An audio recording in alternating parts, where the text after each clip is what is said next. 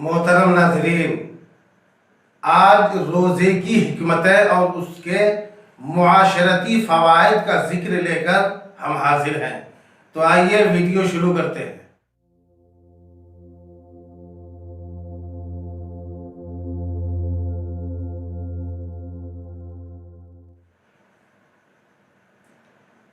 دوستو، روزہ اسلام کا تیسرا رکن ہے جسے اللہ تبارک و تعالی نے دوسرے ارکان کی طرح فرض کیا ہے، اور روزہ کا لغوی معنی رکنا ہے،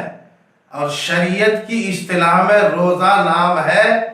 طلوع صبح صادق سے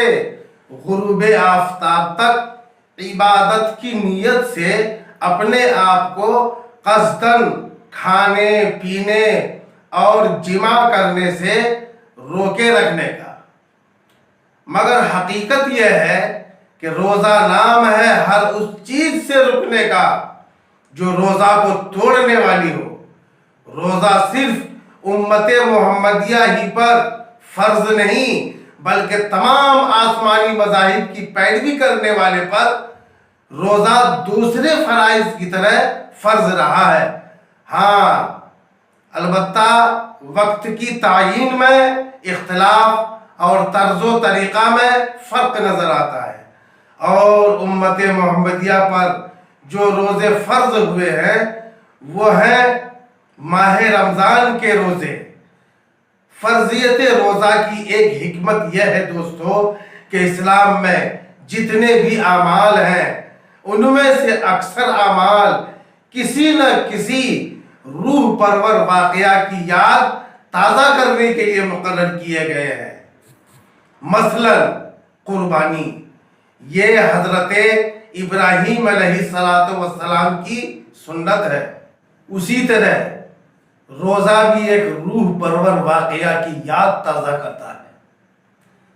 کہ آقا کائنات صلی اللہ تعالی علیہ وسلم جب غار حرا میں تشریف فرما ہوئے تو ان ایام میں دن کو کھانے پینے سے آپ پرہیز کیا کرتے تھے اور رات کو عبادت الہی میں مشغول رہتے، تو آپ کی عبادت کریمہ رب قدیر کو اتنی پسند آئی کہ امت مسلمہ پر اس ادا کو فرض قرار دیا گیا۔ اللہ تبارک و تعالی ہم سب کو رمضان کی عظمت اور اس کا احترام کرنے کی توفیق عطا فرمائے، اور پورے ماہ مقدس میں روزہ رکھنا نصیب فرمائے۔